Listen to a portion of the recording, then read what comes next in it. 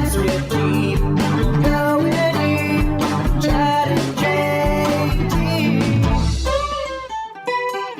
JT. What's up, Stokers? Before we begin this podcast, I want to let you know that we are brought to you by a new sponsor, Vroom. What up, Vroom? Dude, Vroom is a dank new way to buy a car. If you're looking to buy a car, you don't have to go to a place, haggle, negotiate. All you got to do is shop on Vroom.com, and you get a price instantly. You don't have to waste time in a dealership or deal with flaky buyers. Just go to Vroom and get that new whip.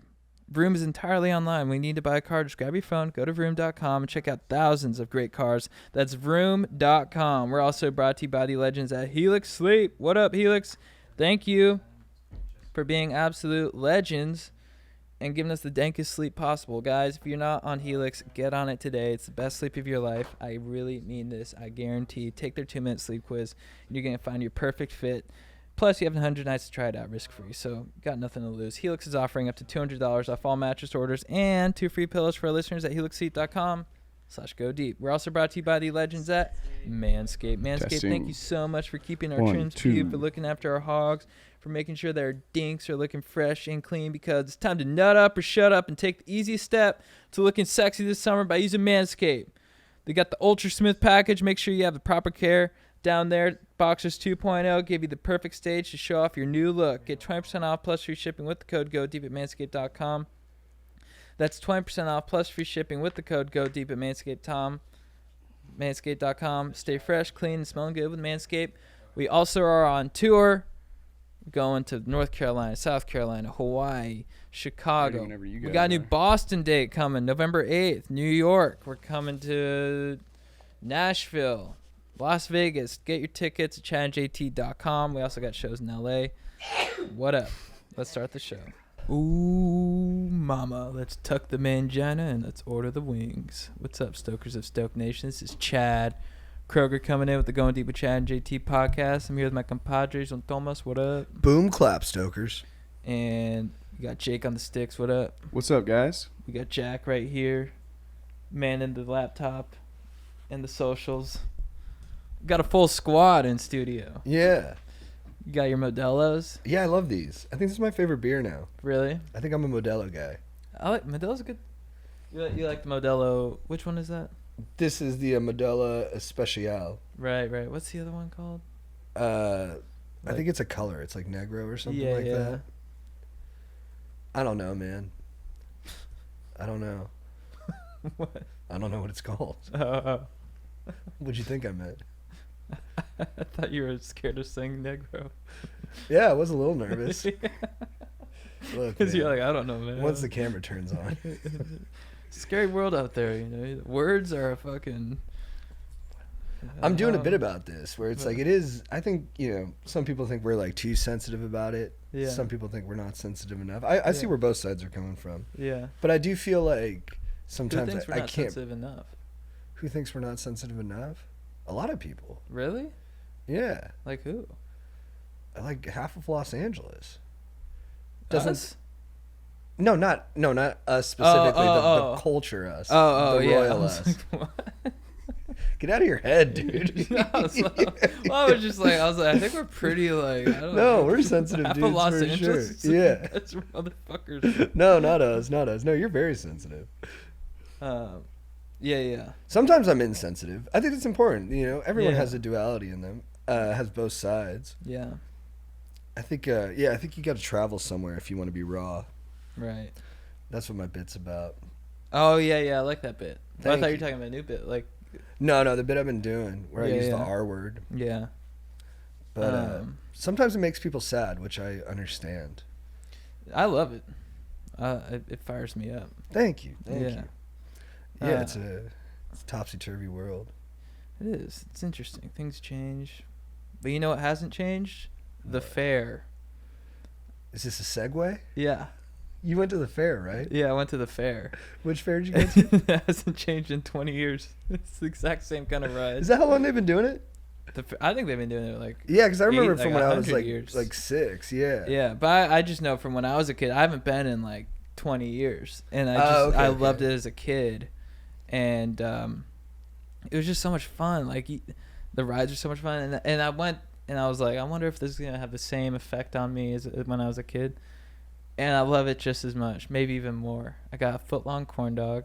A foot long? I got foot-long corn dog. That's huge. Big thing of Dole Whip, which is like pineapple frozen yogurt. That's delicious. And then they take you on the rides, and the rides are insane. They just strap you to the seat, and then they just suspend you like 100 feet in the air and just spin you upside down. And then you go back. And you're ride's not really the right word for it because yeah. it doesn't really circumnavigate anything. It's just they spin you. It's all spin based. Dude, I love it. Yeah, you like getting dizzy. I just like thrills because I just laughed the whole time. It's so much fun. And we went on the zipper. That's insane. You're just in a cage, and they're just spinning you around in like every direction. You had beef too, right? You bailed on one ride because their sanitation wasn't up to standards. Well, yeah, someone yacked on the right before us. We were in line, and I started to smell. I was like, "What is that smell?" And one of the like carnies was like, "Yeah," it was like, "Ew, they yacked," and I was like, "Oh, that's disgusting." And so I was like the Kennedy, I'm like, you shouldn't get on this ride. Someone's threw up all over it. Oh, it's gross. So I was like to the guy, I was like, hey, can we get a little refund on our tickets? And he gave me attitude. He's like, you want a refund? And I was like, yeah. And he's like, fine. And he like made a big deal out of it. And he had like get this paper and stuff. I'm like, dude, you've got puke all over your ride. Get me out of here. Yeah, no. If someone throws up in the little container that you're going to be in, I think you have full rights to be like, hey, I don't want to do that. To sit in it. Someone barfed in here. Yeah, it smells That's so bad. basically the grossest thing that can happen. Yeah. There's nothing grosser than that. Yeah, but the fair's absolutely disgusting. Fair's great. It makes me think like carny is one of the jobs that we probably pick on the most, and it probably has the strongest image connotation. Where when you think of a carny, you think of like a mangled human, who's like kind of like, welcome to the fair, and there's kind of like a unfairly or fairly or not, there's like a subhuman kind of association with it. So when you go for that job, you must know like this is one of those jobs that people kind of pick on. Right. Yeah, that is an interesting thing because I feel like you either have a ton of self-awareness about it or none. Like parking people too. Like that's another job where it's like, okay, this is universally kind of picked on as a profession. And so when you go into it, you must know that that's what you're going to be absorbing. Like the traffic. The people who give parking tickets in Los Angeles. Oh, right, a meter. Yeah. Like a meter maid or whatever the phrase is. Yeah, I think that one you got to lean into being the bad guy. Because there's no other option. Yeah. Like that's just how people think about it. Yeah. Like you're the worst job in society. I feel like maybe for a lot of people when they start that job, they're like, I'm gonna come at this with a whole new attitude. I'm gonna be like the cool parking guy. And then they're like, look, you got to meet a quota. You're not handing out enough tickets. And you try to be apologetic. You're like, oh, I'm sorry, it's just my job. And people are such dicks to you that eventually you cross over and you're like, you know what? I'm just going to be the bad guy. I'm going to be a dick about it the entire time. Yeah, that's one of those things where the system is bigger than the individual. Yeah. That was sort of like when I went to junior college. Yeah. I was like, I'm going to make junior college fun. And I'm going to make it like something that we all have school spirit about it. And we're not going to treat it like just a passing station to greener pastures. Yeah. And then after like a week, I was like, this sucks. Yeah. And I kind of just, I bent to the overall attitude of it. Yeah. It was tough. No, it's, with a lot of things in life, you have this feeling of like, I'm never going to succumb to that or like become that guy. And then you become that guy, especially when you reach your 30s. Yeah, totally. Yeah. I'm finding that now. Yeah. Yeah. I'm almost like, I get a little insecure about how old and conventional I'm becoming. Right. Like, I'm like, am I losing my wild man chaotic spirit that makes me who I am? Yeah. Or that makes people like me? Right. And then I have to be like, no, I just want to like stay in on a Saturday night and like eat a bowl of ice cream while I watch Sopranos with my girlfriend. Yeah. It's a little scary. I'm like, but that's not who I am. Right.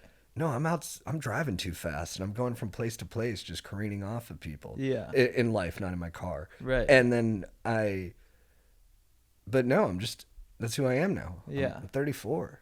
Dude, that's like my favorite shit to do. It's fun. It's fun. really nice. Yeah. It's really nice. Yeah. It might be cooler.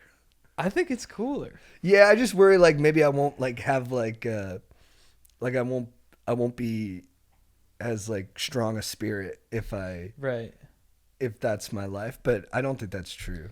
Here's how I view it. is given what we do, you know, on the weekends, that's when I build up my energy reserves. You know, I stay in, I watch movies, you know, I jack off, I don't come. And then when we're doing our job, that's when you let the energy loose. That's crazy you don't come, but I Yeah. respect it. Yeah. I was really horny today. Nice. Did you come? Once, but I wanted another one. Whoa. But there was some buffer to it. Nice. I had other people in my life saying, "Hey, I think one's enough for you today." Right. Which I really appreciate. You those gotta have people. those dudes. It's one person, but I really appreciate it. Yeah, Yeah. you gotta have those people in your life. Yeah. It's always a dude. My brother called me and said, "How many times you busted?" I said, "Once." He said, "Let's cap it there. Yeah. At least until after the podcast." Yeah, my buddy Rick is on I'll call when I'm like about to come, and he's like, "Don't finish." What? Yeah. Yeah, dude. Jake, don't make a big deal out of it. Yeah. It's life. You guys could become those guys. Yeah, you guys are young. You guys Yeah. we got Jack and Jake here. They're busting all day. Yeah. Dude, I called Jack before. I was like, before you post, I might come. And he's like, don't come. That's good. It's good you guys have that kind of open dialogue, especially for people we work with. Yeah. That's been lost in this new society. Yeah. We've kind of, Yeah. been adjusting to. Thank God we don't have HR. This is kind of a big pivot, but Yeah, dude, give me a segue. well, it's a bummer of a pivot, but we man. lost a comedian. Oh, yeah. I wasn't close with him. His name was Jack Knight. He's a wildly talented person, Yeah. and he passed away through very sad circumstances. Yeah. Yeah, it's pretty wild. That one hit me hard. That one was really tough to process. He was like the guy. When we were doing open mics, he was like the guy, and I was always too intimidated to talk to him. He was so intimidating. Yeah. He was scary. He picked on me a couple times. Really? He bullied me a few times. Yeah. But he was so good at it. Yeah. There was like a real charisma and power to it. Yeah. And it fucked me up a little bit. Right. But I always wanted him to like me. Yeah. He was just a unique human being. Like, he was like 19 when he started doing open mics, and he just got it. Like, he Yeah. had it all figured out, and he had this power that you really wanted him to like you. And I saw him Yeah. do that in front of audiences. Yeah. I saw him in front of like 100 people, and he would inverse the performer dynamic where most of the time we're trying to convince the audience to like us, and he Yeah. made it that the audience wanted him to like them. Right. And that's a rare kind of quality to have. Like, you have to be very confident in who you are. Yeah. And a lot of comedians fake that, but he just had it organically. Yeah. And yeah, that one shook me up a bit. I know, that was so unexpected. That was, and he even because I hadn't seen him in a few years, but I think even though everyone was talking about him and just sort of remembering him and seeing him and stuff, it brought up that same insecurity that I had at open mics being around, because it was him and like a group of like 3 or 4 guys, and they were always sort of the cool kids. Sometimes like 12 of them, and he was Yeah. like the leader. Yeah, and I would just I would slip in, be so scared to go on stage, because I was like, in my mind I was like, whatever I say, I'm just gonna look like a fucking goof in front of these guys. Yeah, it was really sad. I mean, he was so talented. He had an amazing career ahead of him for sure. He was on Big Mouth Writer for like 5 seasons. Yeah, he did a 5, voice 6. on there. He had his own show on Peacock. I mean, Yeah. his career success was insane. Opened for Chappelle. And he always seemed to not give a fuck about any of it. It seemed like he'd be Yeah. willing to throw it all away if it meant he got to say what he wanted to. Yeah. And I can almost remember every interaction I had with him. Yeah. He just left a mark. He was Yeah. special that way. Yeah. And it's tragic that we lost him so young. Yeah. That was crazy. Very, very shocking. But Yeah. yeah. R.I.P. I didn't know his name was... He had a different name. His name wasn't Jack Knight. What was it? It was Joachim, and then he had like a different last name. Oh, really? But Jack Knight was a great name. That's a great name. Mm-hmm. Yeah. He was a beast. Did you see Paddy the Baddy drop the bag? So I didn't watch the fights yesterday, but Yeah. I'm a Paddy the Baddy fan. Yeah. And he did it was more subtle. It wasn't too disrespectful.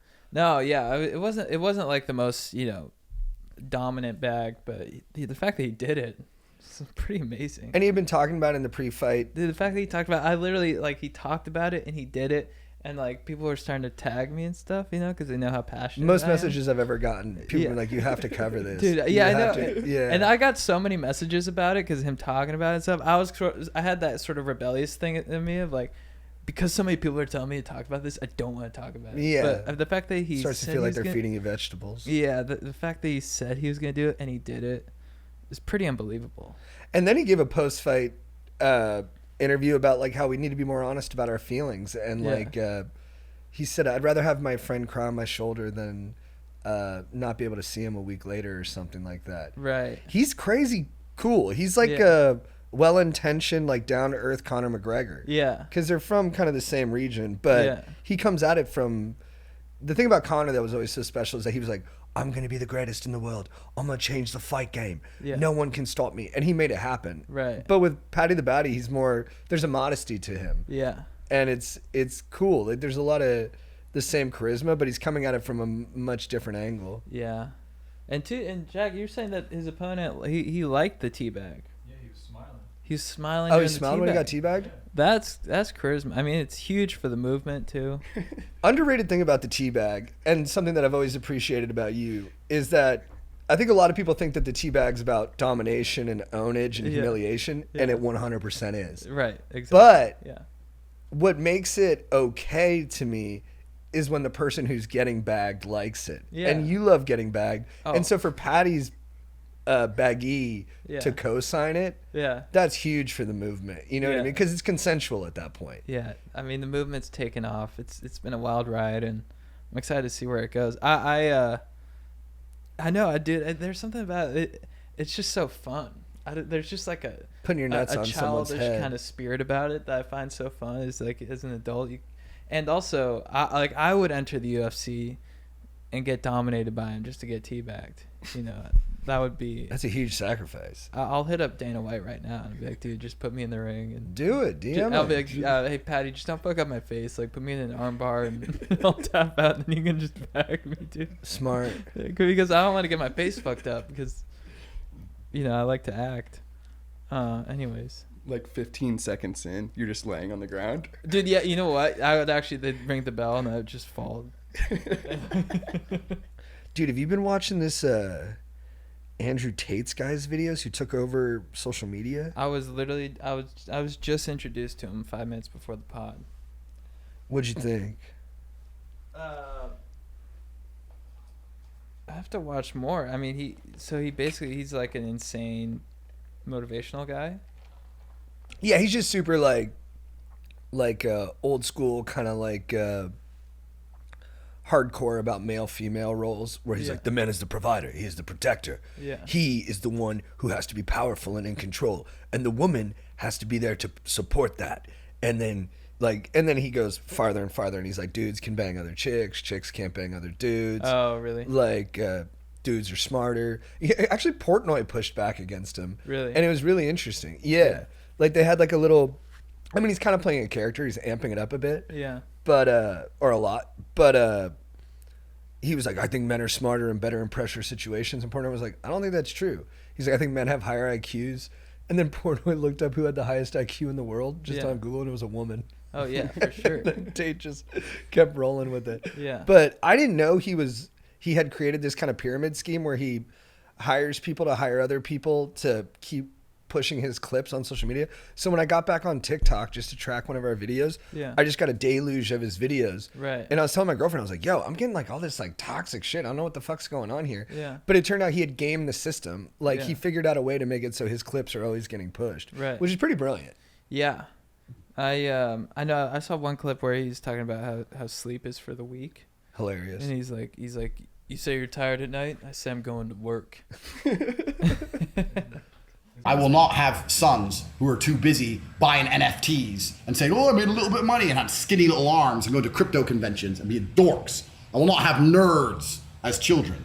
I refuse to have a nerd carry the name Tate. If my son is a nerd, one of us has to die, him or me, and I'll challenge him to Mortal Kombat. I mean, it's hilarious. The challenging him to Mortal Kombat. I mean, he really kicks it up into the absurdity there. Yeah. I think, you know what's crazy is like, there's a part of me that agrees with him. You know, he's speaking to a real thing. And I think it's a natural reaction to like the kind of sensitivity we've been driving towards Right. as like a generation. Yeah. But I mean, he's like, you know, I bet you he cries all the time when the cameras are off and he's at home alone. I mean, he's like Liver King. He's playing a character. Yeah. But You can't be all one thing all the time. no. It doesn't feel good. Liver King posted a hilarious story of him with his wife, and he's like had an amazing dominant Saturday with the Liver Queen. Dominance, day of relaxation. Yeah, sometimes you got to dominate. That's the thing with all these guys is people like. I mean, he sounds more toxic and stuff, but I don't know about Andrew Tate. I can't really speak on it. But like, he's an entertainer. That's what they're fun. It's just, I don't know. Yeah, I guess People they just take the content too seriously. but they I don't think. label themselves as entertainers because that would Right. put you too far behind the curtain. Right. You have to suspend disbelief and believe they're real for a little bit. Yeah. And I think that's probably where people get like a little like wary of them, where Right. they're like, because you know they're entertainers, but there might be a lot of people who don't know that Yeah. and take it as gospel or whatever. Right. But you're able to detach from it and be like, this guy's just funny as fuck. Yeah. But I don't know if that's anyone's, you know, I don't know if there's like a responsibility there to be like, I'm just fucking around. Yeah, I mean, I guess because people are like, "Oh, he's on steroids and stuff," they get all upset about it, and I'm like, but who cares? If he's on roids, Yeah, like what's the real cost of that? yeah. I mean, it's not like he's. If people are eating more raw liver, is that? I don't know. What's like the net impact of that? Yeah, I mean, I don't know. What's how negative of an impact is he having? Liver King? Yeah. I have no idea. Probably not. No, I mean, in terms of the stuff that's really bad for the world, not at all. Yeah. It's probably a waste of time to. Yeah, that's why just people get so upset about like they're like, "Oh, he's on steroids." I'm like, but I don't care. I also look. I did steroids. I don't think it was good for me. Fucked Yeah. up my shoulder, and I don't think it was good for my self-esteem. Yeah. But, like, you know, Sylvester Stallone's only 3 years younger than Joe Biden. Like steroids kind of work. Like Sly Stallone looks like he could still, you know, run through a fucking wall and then paint or whatever it is he actually likes to do. And then Joe Biden looks 1,000. Yeah. I'm like, you know, it might be good if Joe B was taking some shots of test in the butt. That would be hilarious. I think it would benefit a lot of us. Dude, if you got some like stem cells. Yeah, he should be trying all that stuff. Yeah. And you know, not everyone's the same, but I don't know. If Liver King is on steroids, it would be cooler if he was honest about it, though. If he was like, I'm on roids. Yeah, he's like, dude, I'm on roids, but I'm also dominant. Because he can still do it, right? Yeah, I guess the thing the beef people have is that he's sort of like his response would be like, I've never cheated in my life, and I'll never take roundabout, I'll never cut corners in life and stuff. And it's like if you're gonna directly sort of like respond that way, then that rubs people the wrong way. Yeah, I think the cover-up's worse than the crime. Right. In an instance like that, Yeah. where if you're doing steroids and you're just transparent about it, Yeah. it's kind of likable. Yeah. You know, and then you do have to worry about the influence it could have on youthful or impressionable people. Yeah. But it's like when you say you're not the thing and then you are the thing, Yeah. that's where people get a little bit like Yeah. they have a right, I think, to kind of go at you. Yeah. What's up, primals? Today, here's what Liver King's having for dinner. I'm having a full testicle, some beef liver, and then my wife's going to give me a shot in the butt. It'd be great. Yeah. And the language, the gift he has for language would still be there. Yeah. Yeah, because Tate's really funny with how he talks, too. Yeah. I just don't know. It's also funny, like, Tate's like a world champion kickboxer, right? Oh, he is? Mm-hmm. And then, you know, it kind of reminds me, like, it's similar to that Patrice O'Neill philosophy. Yeah. Where it's like, it's effective coming out of them, Yeah. but is this really going to work for, like, your No. Joe Blow dude? No. I don't think that'd be good if there was an army of them. It's nice to have one or two of those guys, but Yeah. No. yeah, if like the guy who works in my vape shop starts acting like that, I might be like, hey, bro, you might want to chill a little bit. Yeah. I think there's a happier route for you here. How's it going, Jim? My son's a nerd. I have to kill him. My son's a nerd. Yeah, that would suck. No, Yeah, if my kid was into NFTs. Yeah, my son's nerd. I mean, I think it'd be adorable though. Yeah, nerds can be incredible. There's a lot of fighters who are nerds. I love nerds. And they just get what does it mean to be a nerd? Like I Yeah. don't know if we have a great working definition. I'd be more upset if he was a douche. Yeah. Like Well, I was watching Place Beyond the Pines, and like I hadn't seen the movie in like 10 years, but then in the later half of the movie, the it's like- dark-haired kid in the third act. yeah, Bradley Cooper's son is just like the ultimate douche. And Yeah. that's my worst nightmare. I didn't buy the casting. I was like, this doesn't feel like Bradley Cooper's son Right, at and he all. had that like the Long Island accent. I like they like touch on it, but I'm like I still don't get it. Why does he talk like that? It was a huge departure from like Yeah, the dad. yeah. Why'd you watch that? We just watched it last. It's good. Yeah. It's a crazy But- movie. But that's there's some movies that where it like it touches like a nerve, and seeing like dads with their kids who suck and are just douchebags, that always I'm just like, oh, like that's like a worst fear kind of thing. Yeah, I'm rewatching The Sopranos, and it's all that. Tony Oh right, with AJ. yeah. AJ's just a little shit. He's so funny though. Yeah. This is my male heir.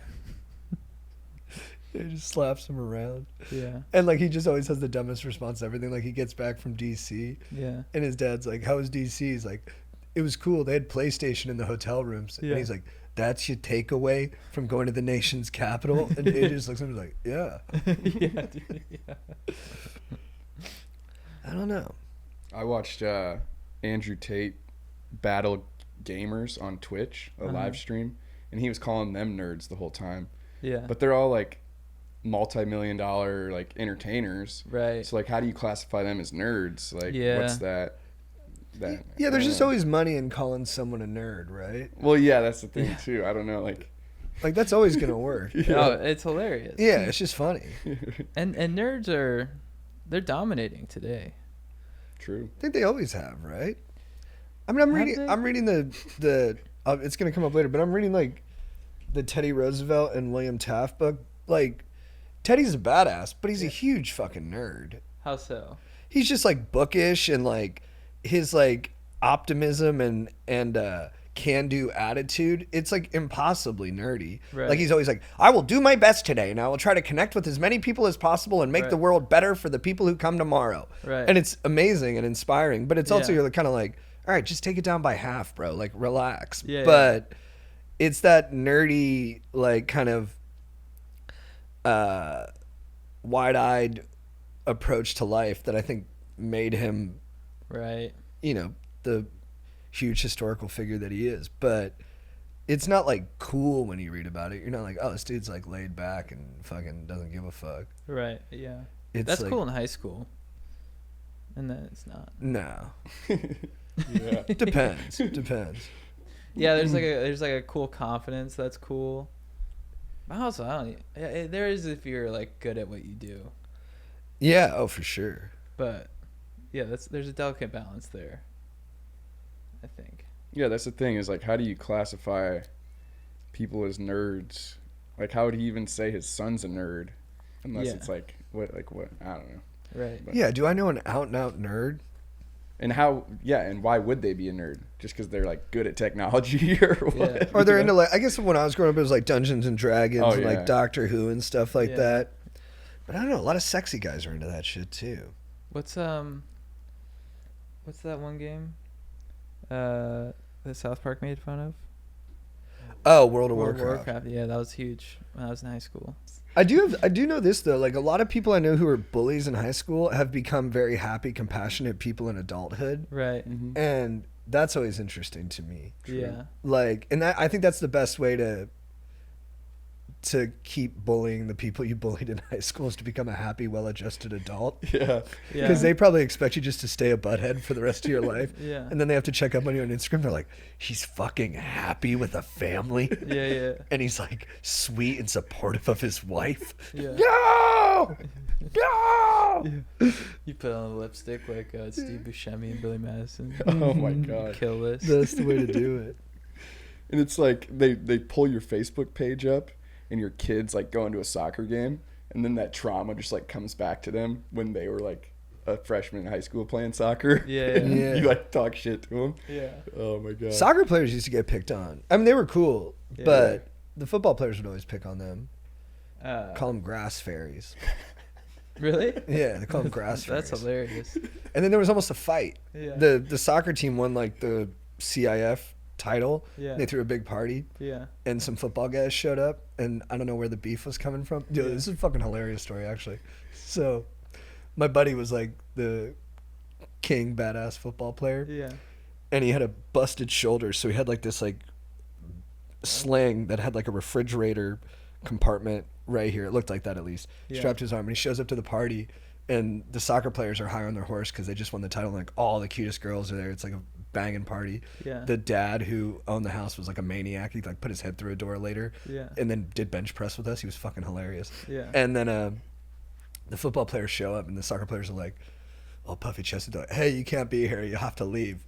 And Yeah. the football players are like, are you fucking serious, dude? Yeah. Are you fucking serious? Yeah. And the soccer players were like, yeah, you gotta bail, dude. And I remember my friend had his fucking thing. He was like, I'm about to take my arm out of this sling and beat the shit out of you. And then like I didn't play football, but a bunch of us were like, dude, don't hurt your arm. Like, relax. You just have to leave. So he leaves. And then he ends up going to like the Naval Academy for Yeah. college. Yeah. And so I threw him a going away party. Yeah. And the soccer players showed up. Yeah. And my friend was like, he's like, hey, I'm going to beat the fuck out of that soccer player who kicked me out of the party. Yeah. And I go, hey, man, you can't do that. You can't do that. I'm like, it's going to ruin the party. I was like, you got to chill. He's like, let me beat the fuck out of him. I was like, and he was only asking because it was at my house. Yeah. And otherwise he would have just fucking killed the kid. And I was like, nah, dude, don't throw off the vibe. Don't throw off the vibe. So he doesn't kick his ass. I let the guy stay at the party. Like a year later, I'm at a party and I run into the guy who stole my car. And it's at that soccer player kid's house. Mm-hmm. And I'm pissed off and I'm like, yo, kick the guy out who stole my car. Mm-hmm. I'm like, kick him out. And he's like, no, I'm not going to do that. I was like, dude, I saved your life. I was like, this fucking guy was going to kill you. Our football buddy was going to kill you. And I saved your life. I was like, kick him out of the party now. I was pissed. Yeah. And so he goes up to the guy and he's like, hey, you're out. You're out. So he kicks out the guy who stole his car. I was like, oh, it's a good thing I did. I leave the party. My football buddy was there. Calls me an hour later. I'm like, he's like, you got to come pick me up. I'm like, why? He's like, I'm hiding in the bushes. The cops might be looking for me. I'm like, why? He's like, I beat the shit out of that soccer kid. So like the minute after me and the soccer player like evened out our like what we owed to each other, I left because I was all sad just seeing the guy who stole my car. It like bummed me out. And then I guess he started talking shit to my football buddy. Yeah. My football buddy just, I remember when he described him, like, what'd you do to him? He's like, dude, he was just talking in my ear, challenging me. Yeah. And then I punched him and he did a triple backflip over the couch. And then he just ran away. Yeah. It was fucking hilarious. Yeah. I love that. Yeah, it was great. I guess in college it was the ultimate frisbee players. Oh, yeah. Well, yeah, those guys got to come in. People would be like, I'm gonna go party at the ultimate house. I'd be like, "Pfft. Have fun, geek. We're just chewing people up today. Yeah. Dude, yeah. Fucking Started with the nerds. Yeah. Yeah. Fucking I'm nerds, pro geeks. nerd. I Yeah, like dude, I nerds. love nerds. I love nerds. I think I'm pretty nerdy. Yeah, that's what I was gonna say. I Yeah. consider myself a nerd. I think. Yeah. Yeah, I was always a film nerd. Like, I would drag all my friends to watch, like, art house movies. I'd be like, Right. yo, Michael Haneke has a new movie. Yeah. It's about evil and cruelty, and it's very disturbing. I was like, Yeah. come to the independent theater with me and we'll watch it. Yeah. And then, like, 10 of us would just be in there being like, this fucking shit rips, dude. Actually, it kind of sucked. We'd all leave and be like, that was kind of a waste of fucking time.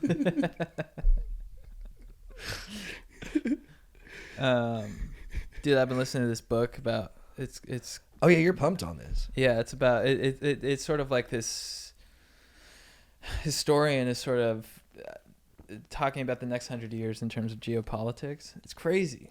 But he's basically like, America's going to dominate for the next 100 years. And he's like, and then the dominant, I learned about this from Shane Gillis' podcast, just for reference. Yeah, I learned about this book. And he's basically like, so America's going to, we're still, there's all this talk about how America's like a failing empire. And he's like, we're still like a juvenile empire. Like we're so young.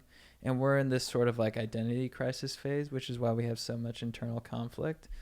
But basically we've positioned ourselves so well, and we have so much sort of economic power that we're just going to be the dominant power for the next 100 years. And Russia and China, he predicts, are going to, collapse.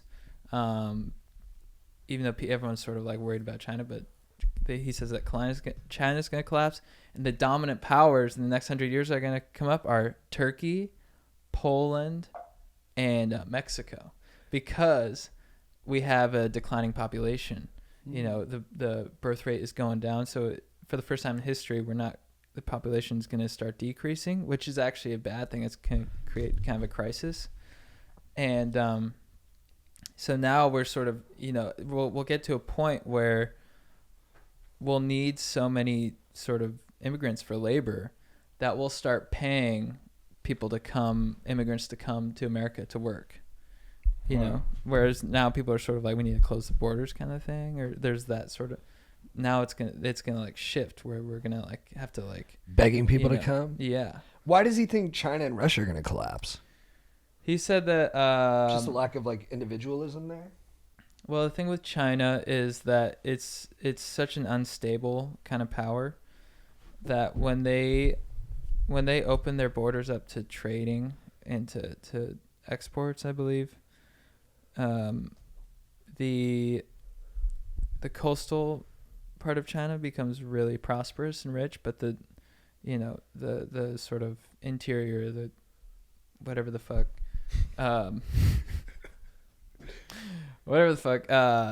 inland part is really impoverished, and there's going to be a revolt because of that. Right. And then with Russia, I don't know, but I forget the reasoning, but we're basically seeing it right now. I mean, it's kind of collapsing right now. Which one? Both of them? Russia.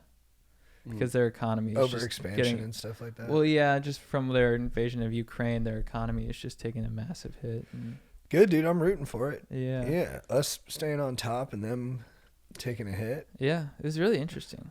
But he said, like, but there's going to be, he's like, in the next 100 years, there's going to be conflict between Mexico and the United States because Mexico is going to try to reclaim some of their territory, like Texas and stuff. That's crazy. Is that interesting? Wow. And he was like, he's basically talking about history and stuff, and how at the beginning of the 20th century, the dominant power was Europe. Europe dominated the whole world, and it's in everyone's mind. They're like, this is how it's just going to be for the rest of the time. And then World War I, World War II hit, and it basically just collapses, and it was never able to unify because they had all these internal struggles. So it's just interesting to think about that, is how, Europe was kind of the dominant force, and then there's just this massive shift Nice. over the 20th century. Yeah. I know. I'm seeing it. I'm watching The Crown. I'm like, England was the eminent power for so long, and then Yeah. shit just goes sideways for Yeah. a variety of reasons that seem beyond any human's control. It Yeah. seems like there's just a natural ebb and flow to the rising and fallings of empires. Yeah. But I It's a very grandiose statement, but I think it's true. yeah. That's interesting. Yeah, it's weird. Sorry. Yeah, he goes on to explain like the sort of military tactics of the U.S. He's like, there's gonna be another world war, but it's gonna be unlike any world war we've seen, Right. because the style of warfare has changed so much with technology and all that kind of stuff, and but also we're at such an advantage. Like, our Navy is so dominant, we just dominate the ocean, and geographically, it's if you're in Europe and stuff, you're sort of prone to other countries invading you. But the United States, we got Canada, Mexico. We're nice and isolated over here. We got oceans yeah. on both sides. Yeah, we got some pretty nice isolation. So We got some physical advantages. yeah, he's basically like, the 21st century is going to be the century of North America. Let's go. Wow. Hey, that's a good way to pitch it. Yeah. That'll keep me reading. Yeah. I'm in. What's the book called? Let me see. The Next 100 Years by George Friedman. Very interesting. A lot of powerful writers with the last name Friedman. Right. Thomas, Milton. Yeah. Those guys, you write hits if you got that name. Yeah. Dude, I almost did something nice for someone the other day. What'd you do? Did the open mic at Fourth Wall in North Hollywood. Fun, good hang. this will probably all get cut, but I forget his name, but there's a little person who does stand up. Have you seen him at the open mics? Is it Paco or something? Yeah. Yeah. Good guy. Yeah. Funny. But he was like just railing against, I guess this was really interesting. He was doing a bit about little people and he used the M word. And then he was saying that a white lady corrected him from the audience and was like, "You're not allowed to say that." And he was like, "Yeah, but I'm it." Yeah. But I thought it was actually kind of sweet that the lady, everyone hates Karens for like overstepping their place and like telling people what they can say and can't say, even when they're speaking to the specific group that should have the kind of authority on that. Yeah. I think it's kind of sweet. I like that Karens do that. I'm like, you know what? Keep being dumbasses and going way beyond your pay grade. Yeah. I'm like, it's coming from a good place. It's annoying as fuck, Yeah. but I kind of like it. And then he came off stage. We were sitting next to each other. He's a good dude. And he was like, he just was still railing to me. He's like, people are so sensitive. And I was like, yeah, for sure. Yeah. But then I was like, hey, man, I'm the most sensitive person in the world. Yeah. And then we just laughed for a couple minutes. It was nice. Yeah. But then I left there, went to Rite Aid because my lady, she had COVID, so she had a sore throat. So I was picking her up some cough drops, and she was like, "Get the Max ones," but they only had extra strength. And I was like, "Yo, is extra strength the same as Max?" They are. And then I went to pay for it, and this dude walks in, and he's like, "Yo, are you Armenian?" And I was like, "Nah." But he clearly needed something. He looked like almost transient. I couldn't quite place him. And he was like, and I was like, "But what do you need? I got you." And then he was like, "I want cigarettes." And I was like, "Yeah, I got you. I was like, "What kind of cigarettes do you like?" He's like, "I like Marlboro Lights or something." I was like, all right. So I go up. I'm like, "Yo, I'll get these. And can I get 2 packs of Marlboro Lights?" And dude at CVS is like, "We don't sell cigarettes." Yeah. I'm like, all right. And then he's like, "But you can go like across the street. Yeah. And they sell cigarettes over there." And I looked at the guy and I was like, "I can't do it." And he was like, "For real? That's it?" Yeah. And I was like, "Yeah, dude, it was the kindness only lives in the not crossing store." the street. No, and dude, I looked across the street. It was like a long diagonal walk. Yeah. I don't know Is this that, dude. Is that Melrose too? It was up in North Hollywood, so Right, I was right. like, "Yeah, I don't know. I don't even know this area and Yeah. stuff like that." So I was like, "I don't know you, bro." I was like, and it's cigarettes. If it had Yeah. been something that was like, if it was like food or something like that, I would have been like, Yeah. "Yeah, for sure." But Yeah. it was cigarettes. I was like, "Nah." And he was kind of bummed out and pissed. And then we Yeah. just broke it off. But I mean, it's a valley too. Those are wider streets. It's tough to cross. It was the a street there. huge Yeah. intersection. Yeah, like inner LA is a little bit more compact. I'd be more down, I think. And it was another like 15 minutes for sure. And then Yeah. I was also like the circumstances I was in provided me a good out where I was like, I pointed at the cough drops. I was like, "Yo, like my girl's sick. I have to help her with her throat is beyond tickling." I was like, "I have to bring her these." And he was like, "Fuck." And I was like, "Well, good luck to you, man." Yeah. But I still felt good about myself that I almost did something nice for someone. Right. Even though I pulled it away from him at the 11th hour. Yeah. I'm sure he appreciated that. Yeah, I think we were on good terms. Yeah. I'm sure when he left, he was like, yeah, I mean, he would have had to cross the street. So, It was a big intersection. yeah. Did you watch The Gray Man? Yeah. What'd you think? I really wanted to like it, but I just couldn't. It didn't really. I saw what it was going for, but I found it very uninteresting. Yeah. I did not think it was interesting. It was tough to keep my attention. I was just texting the whole time. I was like, I don't know. I like Ryan Gosling. I like Chris Evans. Yeah, the cast was stacked, and Ana de Armas. Ana de Armas, You're like, yeah, this is insane. amazing. I was like, I had her no idea she eyes, was in dude. it. She got those big eyes. Yeah. And I was just like, yeah.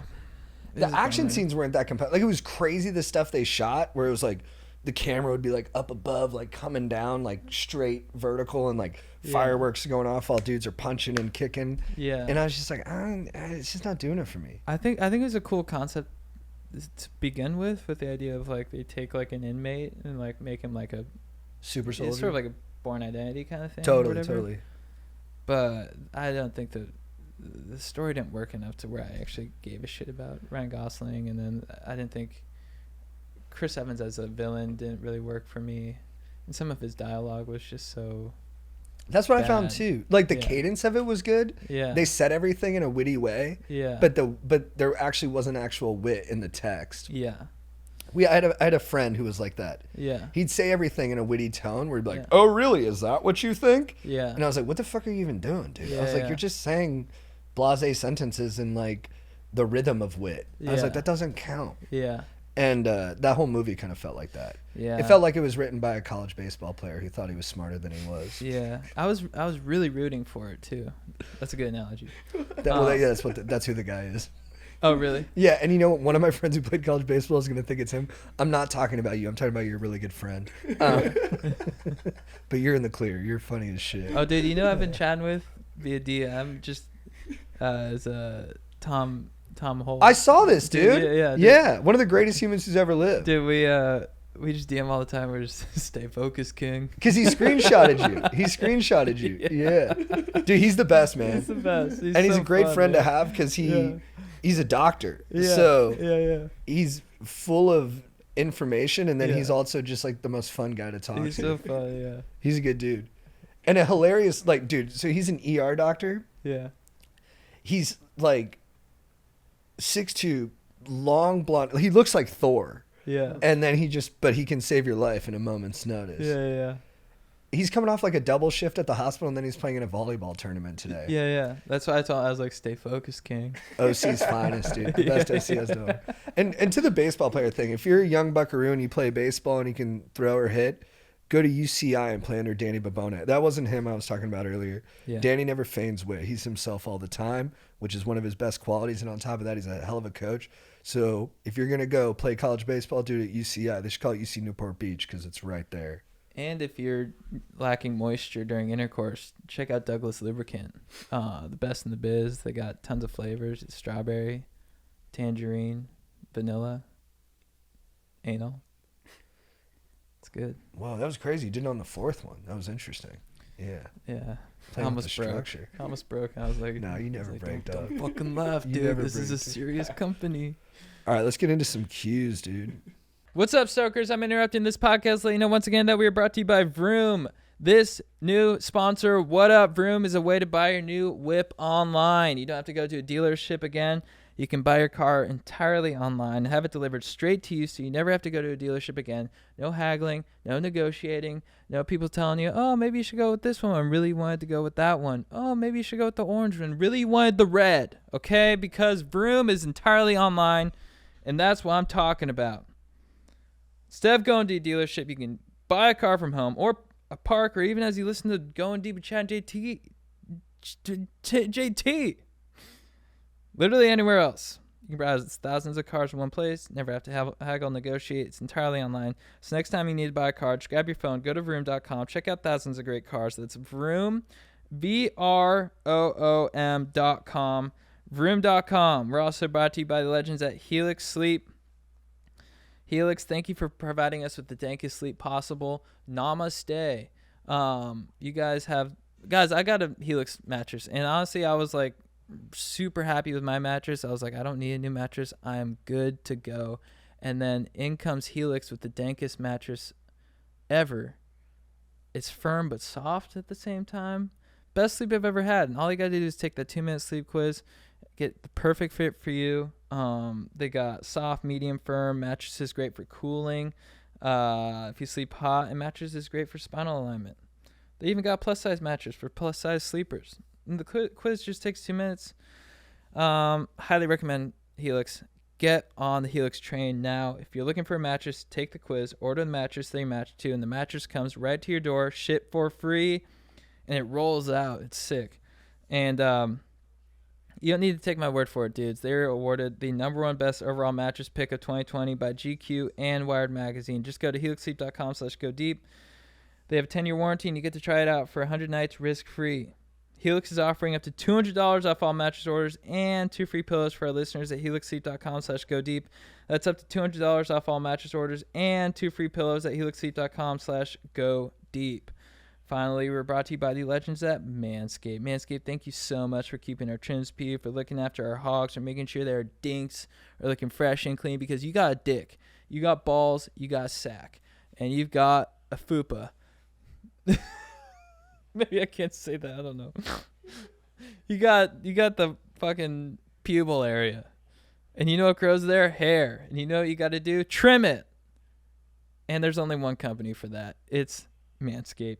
And they got their ultra smooth package. They got the body wash. They got the boxers that give you the perfect stage to show off your new look. They got the weed whacker ear and nose hair trimmer. Dank shirts. Look at this. All you have to do is get this, and then your ear and nose hairs are gone forever.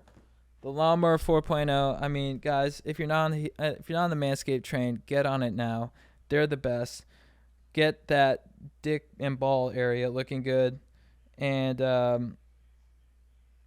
it actually, I have a really great experience with it, and it's really hard to trim down there, and they make it super easy. So get 20% off plus free shipping with the code GODEEP at manscaped.com. That's 20% off plus free shipping with the code GODEEP at manscaped.com. There are so few perfect summer days. Don't let hot, sweaty balls ruin them. Stay fresh, clean, and smelling good with Manscaped. All right, let's get back to the show. All right, messy girlfriend. I recently moved in together with my girlfriend. It's been about 1 year, 4 months, and things are going just okay, and our relationship is honestly fine. Sounds good. Yeah, that sounds amazing. It's honestly fine. Yeah. Yeah. However, she is a disgusting slob to live with. I mean, without a doubt, the worst roommate I've ever had. Will let the trash pile up endlessly, never does any dishes, dirty clothes are all over the floor, never makes the bed in the bathroom. It's like an atomic nuke went off in there, and her shit is literally all over the counter space. I don't want to break up, but honestly, I can't live like this. How do I approach this delicately? I can already imagine this conversation going poorly because she easily takes offense to things, but something has got to change. I think what's got to change is you got to break up, brother. That sounds horrific. It sounds like you're not happy at all. And you can't even have a conversation with her about it? I mean, I don't know, dude. Dude, I also don't like how, like, on eggshells he is about bringing it up to her. Yeah, like, dude, if you're in a relationship, you have to be able to be honest with your partner about hopefully all things, but, the majority of things at minimum. Like, if she's this bad, like, you're driving yourself to total bummer town by not just being like, yo, lady, clean up. Yeah. Like, and also he didn't balance this with like, hey, she's dirty, but she does all these things for me. Like, she drives me to these places, or she's always there for me when I'm having a down day, or like our sex is incredible. It's all like, as far as I can tell from this email, I feel like I'm like, just break up with her, because there was no positive spin at all in here. The tone, I mean, he's like, the relationship is honestly fine. And it's like, what do you want to spend your whole life just being sort of pissed off about that? Mm-hmm. And then you just, I don't know, like, what do you see down the line from here? Yeah, I think if best case scenario, if we're taking this where this is her primary flaw and everything else is pretty much hunky dory. Yeah. Dude, you just got to fucking talk to her about it, man. Yeah. Yeah, like, just, and I'm dirty, so I can relate to her. But I don't think I'd be offended if someone called me out for it. Like, if she's that bad and she won't take accountability for it, well, that's not good at all. Then there's a major issue there. I don't know. It's like, he kind of makes her sound like a total savage here. Yeah. Like, he's going to be like, hey, babe, you need to clean up. And she's going, huh? Don't talk to me like that, bitch. Yeah. And she's going to like fart and like throw a bottle on the ground and break it. Just beat the shit out of him. Yeah, like, you want to get fucked up, bitch? Talking to me like that? You think you can pop off like that, you fucking little bitch? Go do the dishes. It sounds like it's like his older brother. And she's like, what the fuck did you say to me? And just hold him down, hock a loogie in his mouth. Stop it. No. You know what else you could do, dude? You could just, this would be a funny test, but it could backfire. Just do to her what she's doing to you. Like, Tony Soprano's always depressed on The Sopranos. And then one episode, Carmela gets depressed. And it brings out a totally different side of Tony. But he has great empathy for her in that moment because he understands that that's how he is most of the time. And that's the effect he creates when he's being a bummer and moody. So maybe you should just be messy as fuck. And then just see if she'll fold at some point and be like, hey, we need to do something. He's like, oh, interesting you said that. Yeah. Sometimes you have to teach someone through making them experience what they put you through. Yeah. And this is a thing where it's not destructive, where it's like, it's not like cheating or something like that, where you're like, okay, this is just fucking absurdly ugly. This is like, you know, yeah. Yeah. Do something to annoy her and see if she catches on to it. Yeah. Maybe Good luck to you. Did she grow up with like a lot of maids? Did she have like a lot of housekeepers? Just be like, hey, if you're gonna be like this, you have to hire a cleaner once a week. You dirty lady, you dirty sexy. I think too, after 4 years, like, how can you not like say something as simple as that? Like, clean up your shit. Yeah. You know? There's got to be like a tension that wasn't explained. Yeah. You know what I do too? When I get upset, I convert it into horniness. Mm. And I'm like, hey, you're making me mad. It's making me horny. It makes me feel better. Yeah. And then if she's like, I don't want to fuck, I'll clean. Fine. Right. Exactly. Yeah. Exactly. You threatened her with boning. Yeah, you're like, hey, you being a pain in the ass is making me horny. She's like, oh, And then God. they're like, oh, fuck, please don't do that to me. Oh, God. All right, I'll clean up the whole place. All of a sudden, it's spick and span. Yeah. And then you're just like, all right. Yeah, so maybe that's the answer. Maybe just tell her that her dirtiness is making him horny, and then she'll be so disgusted. All the time. It's like every time you leave out like a Capri Sun destroyed, it just sends me into a fucking tizzy of. Our relationship is honestly fine. Yeah, and it's honestly fine. Dude. That was like. Well, you know what it sounds like to me? It sounds like he feels like he can't do any better. Which I promise you can. There's something better out there for you. You know, so have faith, brother. Yeah, there's someone more right for you. Yeah. I know that feeling though, like after 4 years, you feel like you're like stuck with that person, you know? Like, Yeah. you don't want to throw it all away, but you can do it, man. I Yeah. believe in you. Dude, you know? nice. Love All right. that. Post STD check happy hour. Your boy did some randy shit and I need to get my dong check out. The Planned Parenthood in my town is actually right next to my favorite bar. I'm thinking about scheduling my checkup right before happy hour, then heading over for some celebratory misery drinking. I might invite friends. Is this a weird move? No, it's a great move. Dude, Yeah. I think it smart. sounds more like you're just bragging. Yeah. Yeah, it's smart, dude. Like, cool, dude. You're going to have a great afternoon. What did I do the day I found out I had herpes? I just like cried in my car for like 5 minutes max, punched my steering wheel, and then I just moved on. I was like, fuck it, dude. What else are you going to do? No, this is great, dude. Also, it's kind of cool if you can like, I always think it's cool if you can own that energy. If it turns out you do have syphilis, chlamydia, herpes, you just hit that bar afterwards and someone's like, how's your day going? You're like, not good. Found out I had herpes. That person's going to respect that, and then you're going to be friends all of a sudden. That's going to be nice. I think the positioning of bars is so key. Like, they always put it like next to a lawyer's office, next to a Planned Parenthood. It's Yeah, like, yeah. oh, these things go hand in hand. Yeah, you yeah,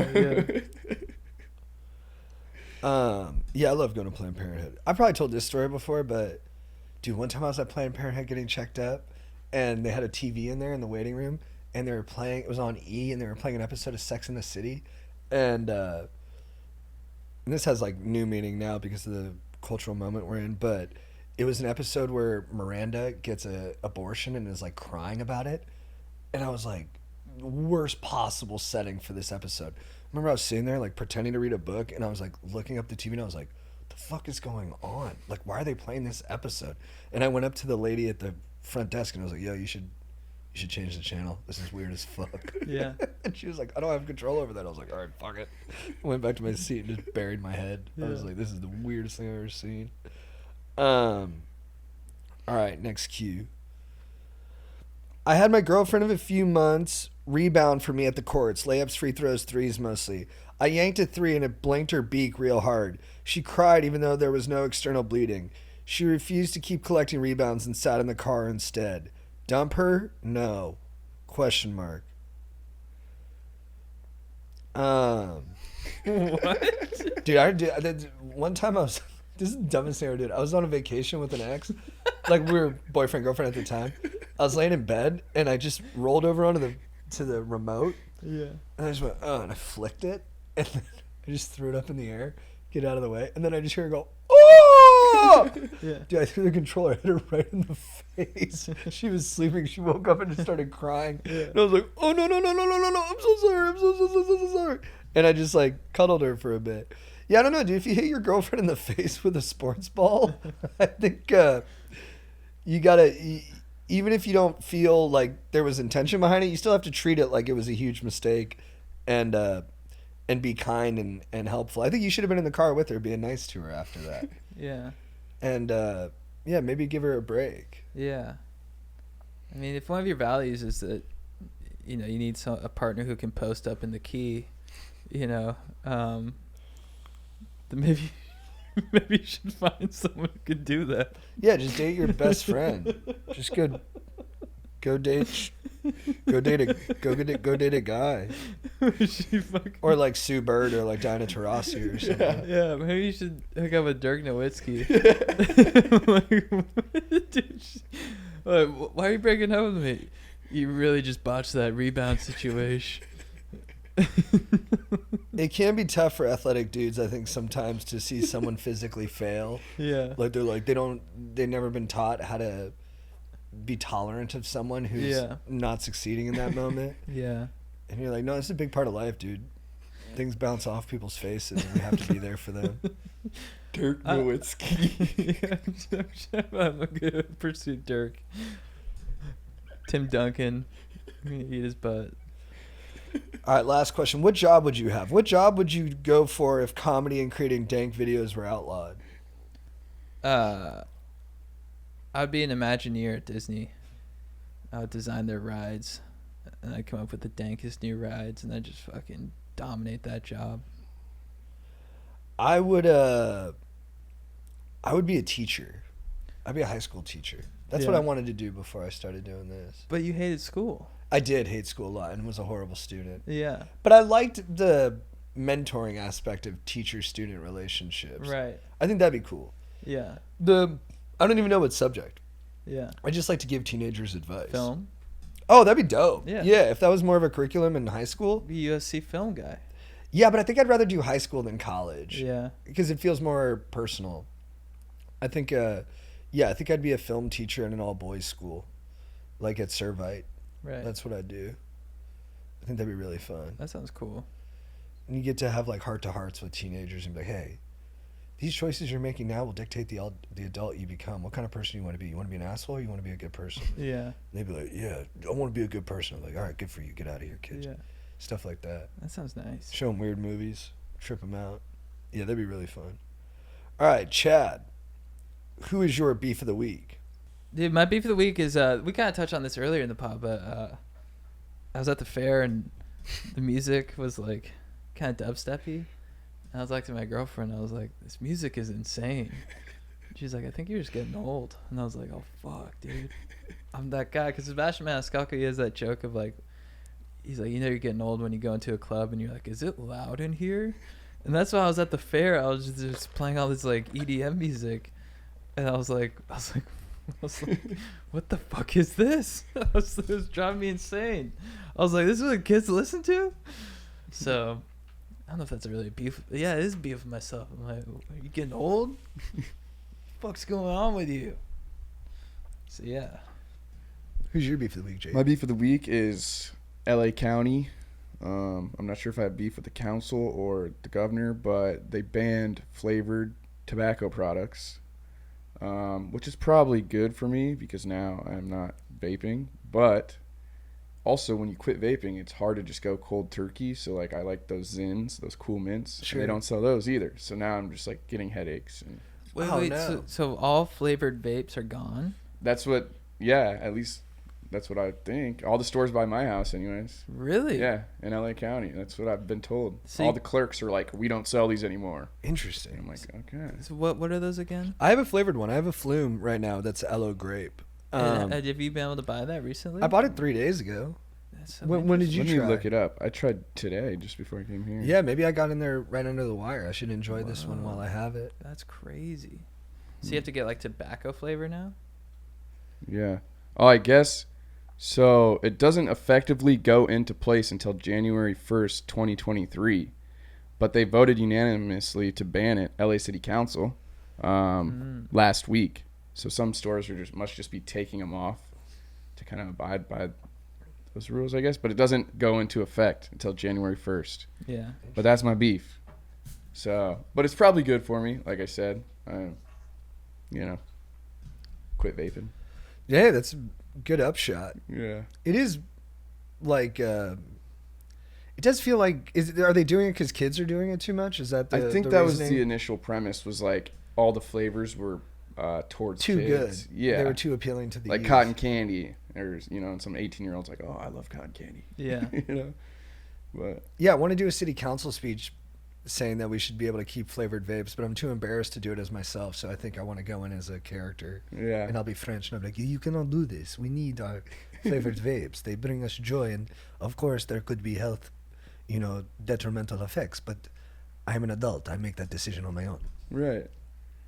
And that's the thing too. They want to ban menthol, and it's like menthol cigarettes have been around for 40 plus years. Like, how do you? Yeah, maybe it's the cigarette makers Yeah. lobbying, going to war Yeah. over which bad thing can still exist. True. Dude, my beef of the week is with a Redditor who is commenting on our villain draft. Had a great time doing the villain draft. Love villains. They're the scariest ones for me are the emotionless ones. If they have emotions, I feel like I can relate to them and maybe they can be saved. But when they have no emotions, that's when you really feel like there's no way of stopping them. But one dude was commenting on one of my villains who fits that, Anton Chigurh, and he's like, oh, I think JT doesn't realize that he was originated in the Cormac McCarthy book, No Country for Old Men, that was written before the movie. You don't think I know that? I am so offended. My friend Greg, who I played golf with yesterday, defended me because he knows I know that. I have read 2 Cormac McCarthy books. I did not read No Country for Old Men, but of course I know he wrote it.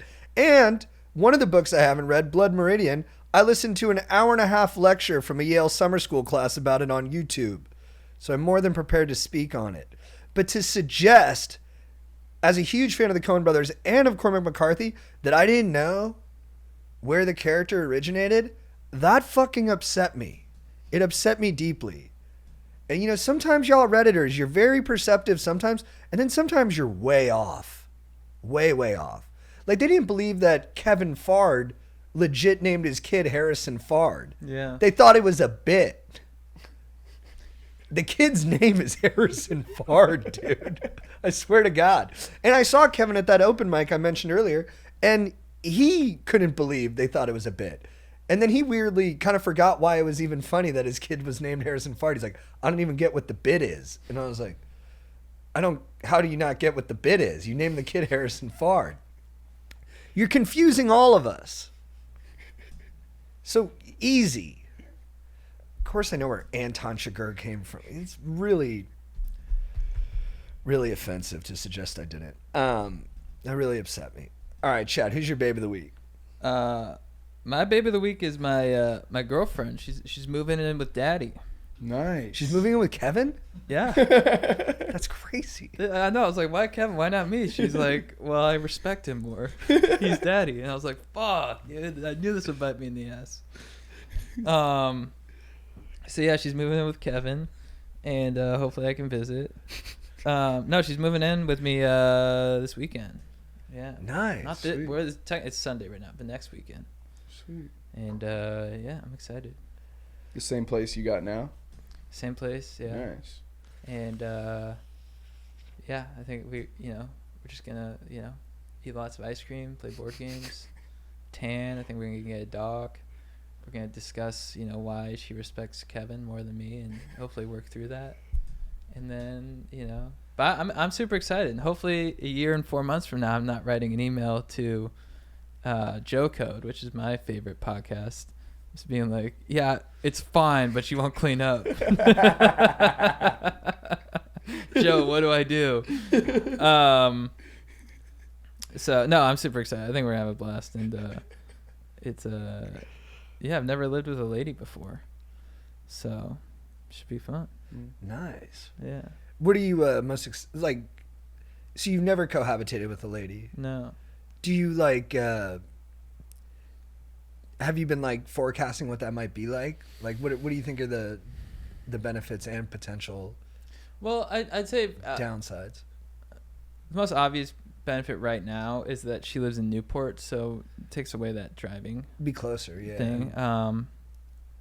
I'm very sort of I'm very sort of particular with how I live, and I like to do my very sort of independent and like do my thing, which is like, you know, kind of antsy when I can't. So that's, but she's so easygoing and stuff, and we've gone vacation together for like a week at a time and stuff, and it's always been great. So You guys have test run it. yeah, so and I think she knows me so well, so she understands that about me. So I'd say, you know, that could be.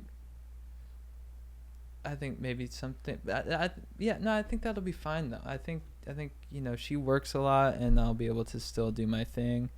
And then when we're together, we have a blast. And so. she likes to cook bomb-ass meals, She right? likes to cook bomb-ass meals. She likes to tan. She likes to watch movies.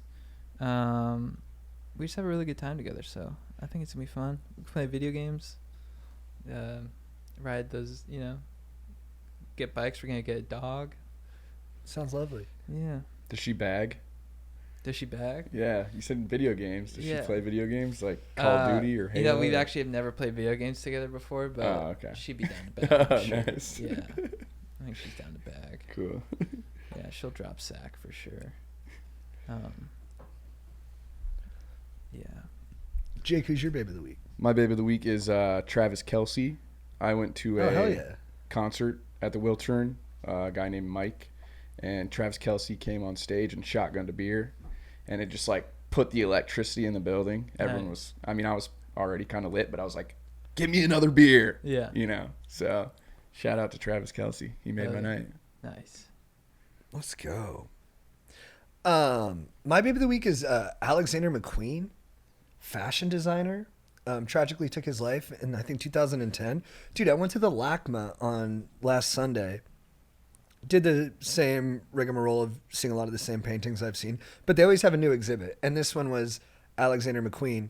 It's called Savage Beauty, I think. And I've always known that like fashion was art on like an intellectual level, but it had never moved me the way art had until this day. Dude, this dude's dresses are insane. Like he puts like all this history and philosophy into them. Like he has one runway show that he did that was all about like British imperialism in Scotland, and like when you look at the dresses, you can feel that. You can feel like the abuse of power and like all the carnage that they wrought, and it's all in the dress. Like because he'll put like some of the images in there sometimes, but sometimes it's not. And then like he'll put these epic like almost helmets, like headdresses on the models that have like these really like aggressive like animal shapes to them, and it was the first time I'd seen fashion and been like, holy shit, like it's hitting me on a level beyond function. I was like, there's like ideas in here, and the combination of the beauty of the dresses with also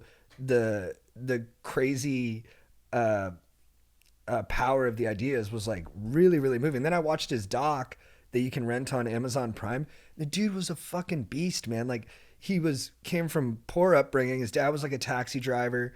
He had no like roots in fashion, just was gifted, could like sew and put stuff together at a young age, and was like kind of a schlub. Like he'd be just wearing like tracksuits, didn't look like a fashion dude at all, but just was super gifted that way, and turned into one of the great designers of contemporary times. And I was like, dude, this guy's a fucking beast, man. And yeah, it's sad that he went. He was a very tortured artist, but his art was insane, and his runway shows are crazy. And sometimes he would just like, he'd put together like $10 worth of materials. He'd take like saran wrap and he could just fit it to someone just by eyeballing them, and he'd make like the most beautiful dress out of it. And I was like, dude, this is like, I know this is like true genius working in a medium that I didn't understand until this moment. So I was fired up on that. I recommend everyone go check it out if you live in LA. And if you don't, watch the doc, because I think no matter what you do, his like punk rock ethos will resonate with you. So big ups to you, McQueen. Sorry you're no longer here. Chad, who's your legend of the week? My legend of the week is, I gotta go with Paddy the Baddy. He dropped the bag, huge for the movement. I mean, we're making serious strides. This is entering the mainstream, and to see, you know, a real live person just drop that, you know, in person, it really just fired me up. And yeah, I figured you were gonna say that, but I was also he was gonna be my legend, but not for the bag, but for his speech afterwards. I think it was very brilliant how he was like talking about mental health, and he was like, we need to get rid of the stigma surrounding men that you can't speak. He was like, I would rather speak to my friend and have him cry on my shoulder than be at his funeral in the next week. I think that was beautiful, and it was like the perfect stage for it too, because like this dude just whooped this dude's ass, and he like seems like this huge gorilla, like the strongest guy ever. But then for him to be like vulnerable, not even really vulnerable is the right word, I don't think, but it, like just to say like speak his mind, you know, be very real and candid about the situation. I think be was sincere beautiful. and vulnerable. It was nice. Yeah. It's always better coming from a fighter too, because you can't challenge them on like the masculine shit. You're just like, dude, you're a fucking badass. Exactly. Yeah. And it's like that video went super viral. And some videos I'm like, how the fuck does this go viral? But for that video, I'm like, this is what people need to hear. Like, especially like young guys my age. I know a lot of friends who like don't want to talk about their feelings or say anything. But to see a badass who just fucking choked this dude out come out and be like, hey man, just speak your mind, talk to somebody. It was very beautiful. So Nice. yeah. Sorry to steal your legend, but we're on the same wavelength. I didn't hear the speech. I gotta hear it. I gotta watch Dude, it. it's incredible. Dude, I think my legend of the week then will be Molly Meatball, his buddy, who's a great fighter, and just like houses Hard A after her fights, and just seems to have a ball doing it. They're both so down to earth. It's really compelling. Yeah. So she'll be my legend. And the of the week. duo too, like when he wins, she jumps in the cage and like cheers with him. They're That's very cool. pure. Yeah. They're very pure. It's cool. And their accents are very similar. It's super awesome. Chet, what's your quote of the week?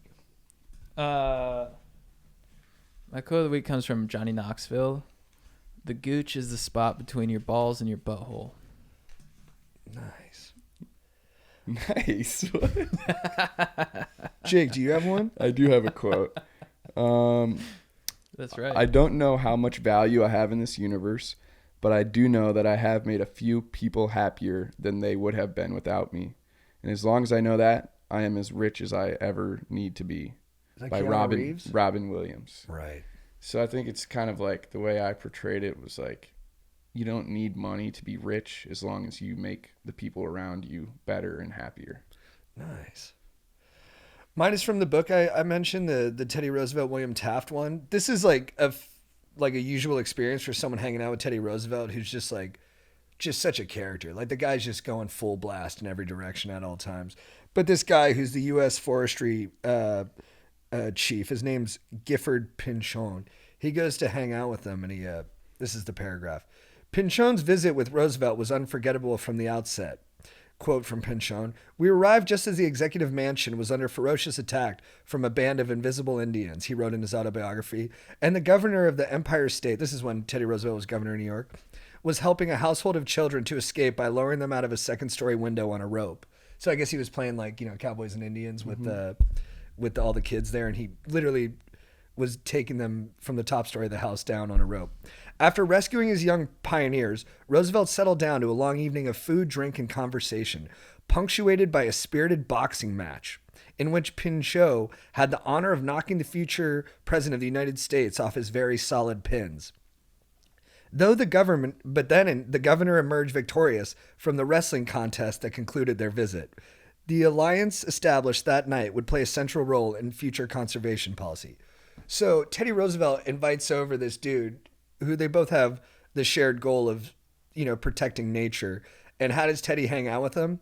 He talks to him about deep shit. They eat some food and they drink, and then they box and wrestle to cap off the night.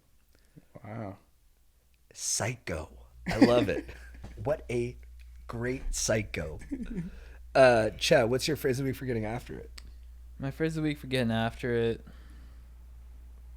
I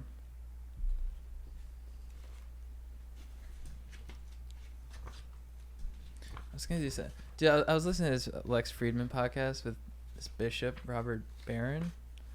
It's fascinating, but I can't think of anything he said. Well, he says stuff. He's just talking about God, but it's like, I don't know. It's just so interesting to hear someone. I'm trying to think of.